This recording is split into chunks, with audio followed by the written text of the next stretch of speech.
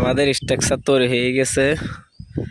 এখন রেড এক্সট মারা হচ্ছে যেহেতু জাঙ্কা টাঙ্কা না আসে। যে ব্রাশ দিয়ে এগুলো লাগাই দিও। হ্যাঁ, পরে চাইছি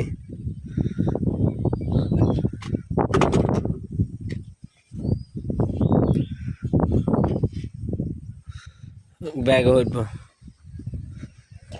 আসলে আমরা চেষ্টা করি শক্তপোক্ত করে স্ট্রাকচার তৈরি করার জন্য।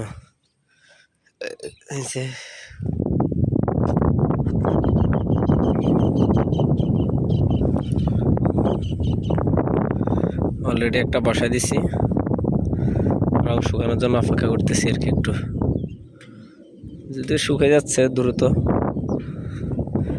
এটা হচ্ছে 610 ওয়াট, এটা 620 ওয়াট একটা সোলার প্যানেল। এগুলো 610 ওয়াট। এটা বাইফেশিয়াল, পাশে চার্জ হয়।